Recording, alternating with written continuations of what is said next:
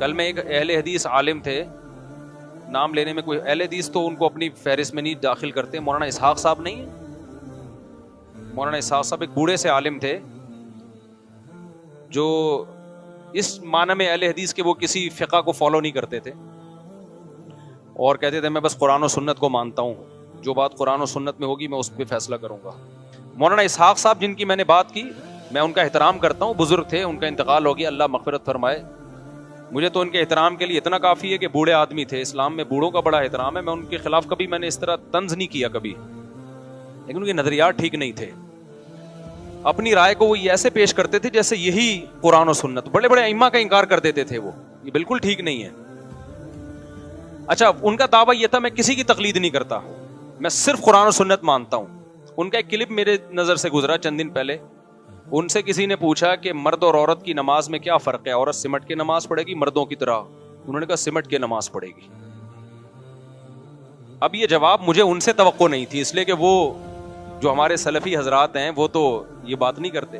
پھر انہوں نے مثالیں دینا شروع کر دیں کہ اس پر تو پوری امت کا اجماع رہا ہے کہ عورت کیسے نماز پڑھتی ہے, سمٹ کے پڑھتی ہے.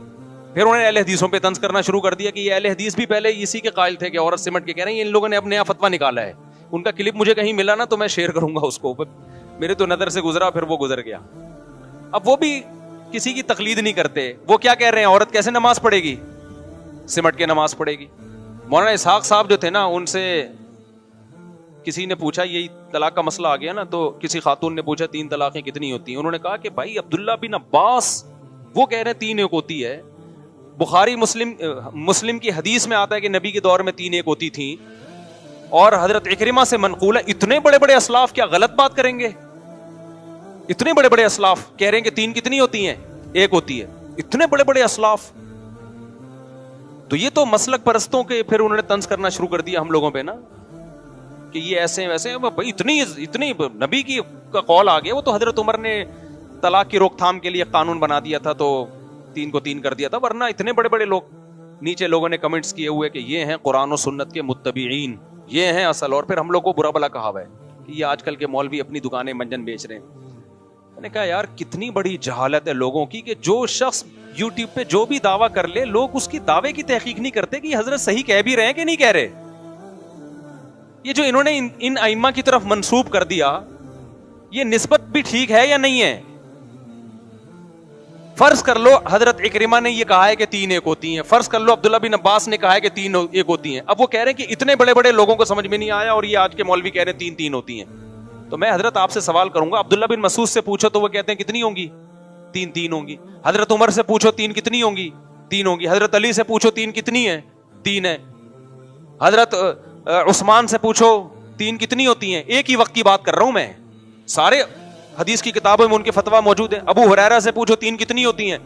میں نے اپنی کتاب میں درجنوں صحابہ کے اقوال اور ان کے فتوے نقل کیے ہیں, سب نے اکٹھی 3 کو کتنی کہا ہے, 3 ہوتی ہیں. بخاری کی حدیث ہے, نبی کی مجلس میں اکٹھی 3 طلاقیں دی گئی ہیں, نبی نے ان کو 3 قرار دیا ہے نبی کی مجلس میں, موجودگی میں.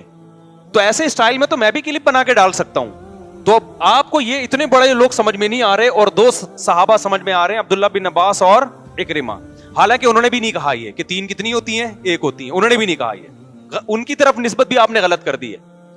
عبداللہ بن عباس سے بے غبار سند کے ساتھ, بالکل صحیح سند کے ساتھ بے غبار فتویٰ ابو داؤد میں موجود ہے, جس کی سند بخاری مسلم کی شرط پر ہے کہ ان کی مجلس میں ایک شخص 3 طلاقیں دے کے آیا. آپ نے فرمایا تم حماقت کا ارتکاب کرتے ہو اور پھر میرے پاس آ کے چیختے ہو کہ گویا میں حلال کروں گا. فرمایا تو حماقت کا مرتکب ہوا ہے, تیری بیوی تجھ سے جدا ہو گئی, حرام ہو گئی تجھ پہ.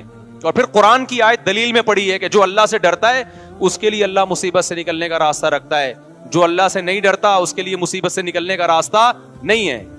تو مجھے مولانا اسحاق صاحب پہ تعجب نہیں ہے, مجھے آج کے لوگوں پہ تعجب ہے کہ تم ابو حنیفہ, شافعی, احمد بن حنبل اور امام مالک جیسے لوگوں کو جب چھوڑو گے نا میرے بھائی, تو قرآن اور سنت کے نام پہ تمہارے سامنے ٹھیک ٹھاک طریقے سے منجن بیچا جائے گا اور تمہیں ٹوپیاں کرائی جائیں گی.